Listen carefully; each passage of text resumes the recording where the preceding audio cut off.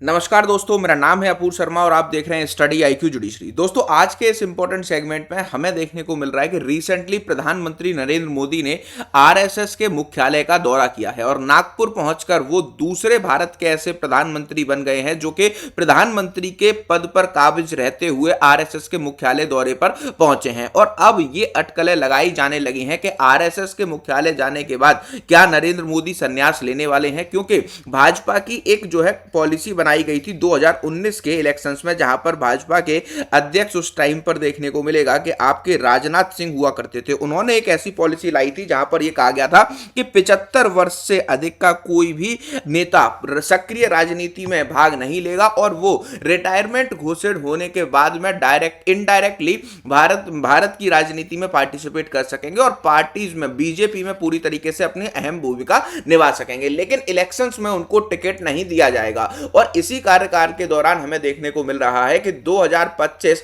17 सितंबर को नरेंद्र मोदी भी 75 वर्ष के होने वाले हैं। तो क्या नरेंद्र मोदी रिटायर हो जाएंगे और क्या इस पूरे विजिट पर यही चर्चा रही कि क्या नरेंद्र मोदी प्रधानमंत्री का नया चेहरा कौन होगा और नरेंद्र मोदी को इस बार कौन रिप्लेस करने वाला है। एक एक करके सारी डिटेल्स को ध्यान से समझेंगे, क्योंकि इस पूरे विजिट के बाद संजय राउत जो कि आपके पूरी तरीके से महाराष्ट्र में एक कद्दावर नेता माने जाते हैं, उनका यह कहना है कि मोदी जी ने अपने बंद कमरे में मीटिंग करके यह फैसला ले लिया है कि वो 17 सितंबर 2025 को रिटायर करेंगे और अब आरएसएस भारत का नया प्रधानमंत्री डिसाइड करेगा। तो आरएसएस कैसे एक नई मुख्य भूमिका निभाता है और बीजेपी से आरएसएस के क्या कनेक्शन है, हर पहलू पर एक एक करके चर्चा करने वाले हैं। और भारत का प्रधानमंत्री कौन होगा, इस पर आप अपनी राय कमेंट्स में जरूर बताइएगा। पहले इस वीडियो के बारे में सारी चर्चाएं करते हैं। उससे पहले अगर आप जुडिशियल सर्विसेज की कर रहे हैं तैयारी, तो स्टडी आईक्यू जुडिशरी का नीव 5.0 बैच में एडमिशन लेने की जो लास्ट डेट रखी गई है वो 7 अप्रैल रखी गई है। एपीयू के कोर्स से 48 महीने की वैलिडिटी के साथ मेरी मेंटरशिप आपको फ्री मिलेगी।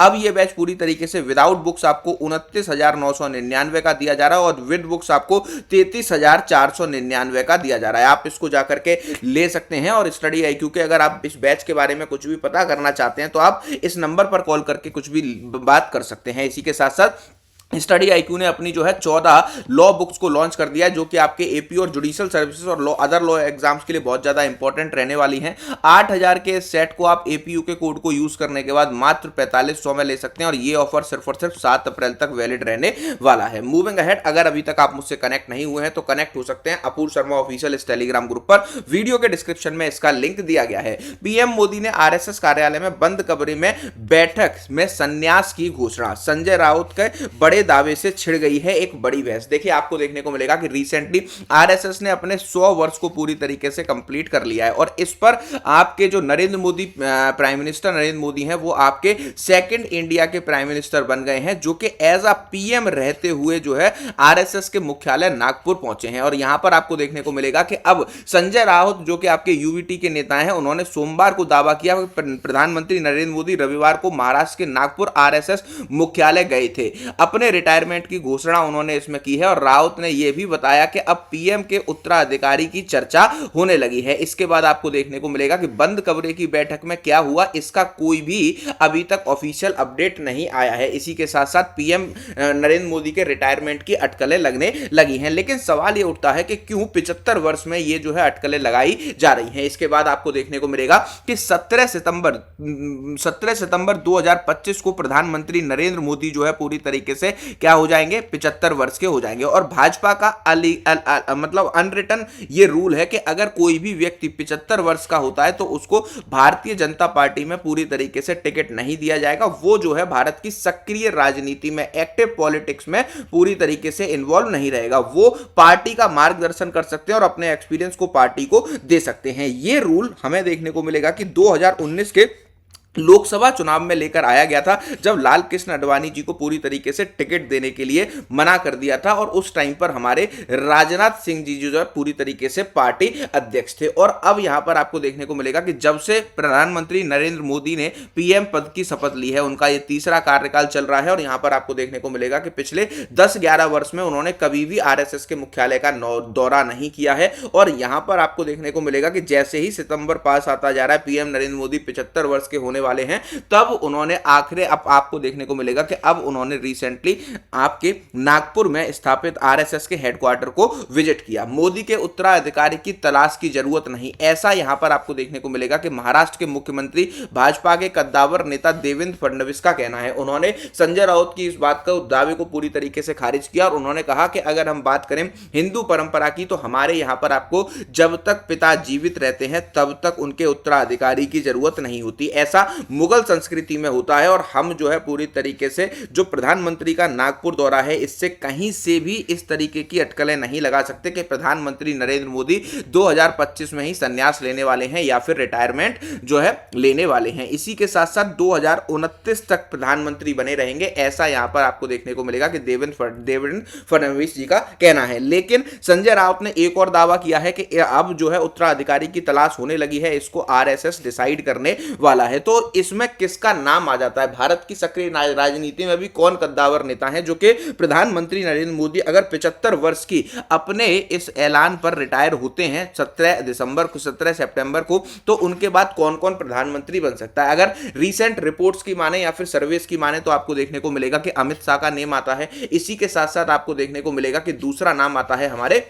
योगी आदित्यनाथ जी का। योगी आदित्यनाथ जी अभी यूपी के सीएम हैं और इनकी जनता में बहुत ज्यादा डिमांड है और पॉपुलरिटी है, और इसी वजह से ये कहा जाता है कि योगी आदित्यनाथ जी ही पूरी तरीके से क्या करने वाले हैं, नरेंद्र मोदी को रिप्लेस करके अगले प्राइम मिनिस्टर होने वाले हैं। लेकिन सर्वे की बात करें तो यहाँ पर अमित शाह और जो है क्या कहते हैं योगी जी में कांटे की टक्कर नजर आती है। इसी के साथ साथ संजय राउत ने अपने बयान में ये भी कहा था कि भारत का अगला प्रधानमंत्री जो है महाराष्ट्र से होगा। तो इसको लेकर अगर हम देखें तो यहां पर आपके दो नाम महाराष्ट्र से निकल कर आते हैं जो कद्दावर नेताओं के हैं। पहले हैं आपके नितिन गडकरी और दूसरे हैं आपके जो है पूरी तरीके से देवेंद्र फडणवीस। अब यहां पर ये जो चार नाम है ये भारत की सक्रिय राजनीति का हिस्सा है। आज भी आप इनको जो है अलग अलग जगह पर काम करते हुए देखते हैं और इनके काम के चर्चे आपको हिंदुस्तान नहीं बल्कि आपके वर्ल्ड लेवल पर भी देखने को मिल रहे हैं। अब मैं यहां पर आपसे ये सवाल पूछना चाहता हूं कि अगर नरेंद्र मोदी जी भाजपा की 75 वर्ष की पॉलिसी को फॉलो करते हैं और 17 सितंबर को रिटायर होते हैं, तो इस केस में अगला भारत का पीएम का कौन होगा? और भारत में आप इन चारों में से किसको भारत का पीएम बनना देखना चाहते हैं? वीडियो के कमेंट्स में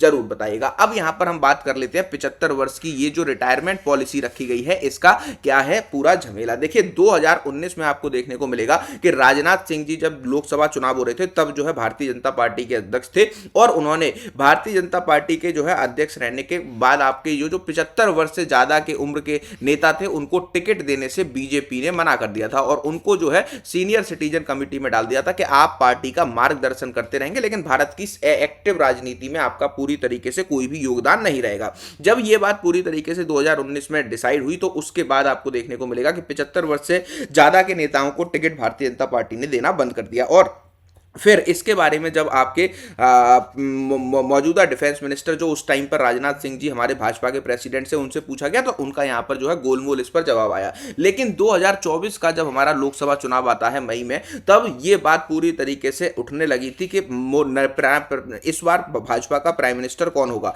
तो यहां पर आपको देखने को मिलेगा कि बीजेपी ने स्पष्ट किया था और जो आपके अमित शाह जी हैं उन्होंने स्पष्ट किया था कि पूरे कार्यकाल में 2029 तक के इस कार्यकाल में प्रधानमंत्री नरेंद्र मोदी ही जो है क्या रहेंगे, प्राइम मिनिस्टर रहेंगे और ये बीच में रिटायरमेंट नहीं लेंगे। लेकिन 75 साल का ये जो क्वेश्चन है हर बार हमारे सामने लटक जाता है। अब यहां पर जब 2024 में इस बात को क्लियर कर दिया गया था, फिर जब इन बाकी नेताओं से पूछा गया तो कहा कि इस तरीके की कोई भी भाजपा के रिटन कॉन्स्टिट्यूशन में ऐसी कोई भी पॉलिसी नहीं है जहां पर 75 वर्ष पर किसी भी नेता को रिटायर होना है। लेकिन इस तरीके की जो है प्रक्रियाएं 2019 में फॉलो की गई थी। जब राजनाथ सिंह जी से पूछा गया तो उन्होंने कहा कि मैं स्पष्ट करना चाहता हूं कि भाजपा के संविधान में ऐसा कोई भी प्रावधान नहीं है और ऐसा अगर कोई भी प्रावधान होता तो वो भाजपा के संविधान में लिखा होता। इसी के साथ साथ आपको देखने को मिलेगा कि ये भी आपको देखने को बताया गया है कि अब यहां पर 75 वर्ष तो कंप्लीट होने जा रहे हैं और हमें सिर्फ और सिर्फ 2 या 3 महीने का इंतजार करना है। उसके बाद हमें पता लग जाएगा कि नरेंद्र मोदी जी संन्यास लेते हैं या फिर इसको पूरी तरीके से अपने टेन्योर को सक्सेसफुली कंप्लीट करते हैं। अब हम बात करते हैं कि भारतीय संविधान में इसकी क्या जो है पहचान है और भारतीय संविधान में प्रधानमंत्री किस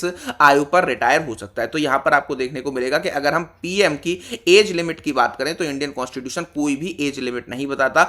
कोई भी पर्सन पीएम बना रह सकता है जब तक कि वो अपने फ्लोर टेस्ट को पास करता रहे, मतलब जब तक कि उसका जो है लोकसभा में पूरी तरीके से आपको देखने को मिलेगा कि पूरी तरीके से अगर मेजोरिटी रहती है तो किसी भी उम्र तक एक व्यक्ति जो है प्राइम मिनिस्टर बना रह सकता है। ये पूरी प्रक्रिया होती है हमारे यहाँ पर जो है भारत के प्राइम मिनिस्टर इंडियन कॉन्स्टिट्यूशन के अकॉर्डिंग। लेकिन अब यहाँ पर मैं आपको बता देता हूं कि पहले प्रधानमंत्री हमारे अटल बिहारी वाजपेयी जी थे, जिन्होंने अपने तीसरे कार्यकाल में आरएसएस के हेडक्वार्टर को पूरी तरीके से विजिट किया था एज अ प्राइम मिनिस्टर रहते हुए। और अब दूसरे प्राइम मिनिस्टर बन चुके हैं नरेंद्र मोदी, जिन्होंने आरएसएस के मुख्यालय को रिसेंटली विजिट किया है एज अ सिटिंग पीएम रहते हुए। ये दोनों ही भारतीय जनता पार्टी के कद्दावर प्राइम मिनिस्टर रहे हैं और दोनों ने ही आरएसएस का जो है पूरी तरीके से यहां पर दौरा किया है अपने कार्यकाल के रहते हुए। लेकिन अब मैं आपकी राय जानना चाहता हूं कि आप इन चारों लोगों में से किसको, या फिर आपके अकॉर्डिंग भारतीय जनता पार्टी में नरेंद्र मोदी प्राइम मिनिस्टर, नरेंद्र मोदी के रिटायर होने के बाद कौन नेक्स्ट पीएम भारत का होना चाहिए? आप किसे प्राइम मिनिस्टर देखना चाहते हैं? वीडियो के कमेंट्स में अपनी राय जरूर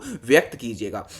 और जैसा कि मैंने आपको स्टार्टिंग में बताया था कि स्टडी आईक्यू जुडिशरी का नीट 5.0 बैच में एडमिशन लेने की 7 अप्रैल आखिरी डेट रखी गई है। अगर आप एपीयू का कोड यूज करते हैं तो 4 साल की वैलिडिटी के साथ मेरी मेंटरशिप में इस बैच को ज्वाइन कर सकते हैं। अब ये बैच आपको 29,000 रुपये में दिया जा रहा है विदाउट बुक्स, और आपको जो है 33,500 में दिया जा रहा है विद बुक्स। और आप इसके रिस्पेक्ट में या फिर स्टडी आईक्यू की जो आपके जुडिशरी और एपीयू की बुक्स लॉन्च की गई हैं इसको लेना चाहते हैं तो मैं आपको बताना चाहता हूं कि ये सारी किताबें आपके 14 सेट्स की ये बुक्स आपको 4500 में दी जा रही है। और ये इनॉग्रल ऑफर सिर्फ और सिर्फ 7 अप्रैल तक वैलिड है। इसके बाद इसके प्राइस 8,000 हो जाएंगे। आप इसको जाकर के पूरी तरीके से क्या कर सकते हैं, एपीयू के कोड के साथ स्टडी आईक्यू की वेबसाइट से परचेज कर सकते हैं।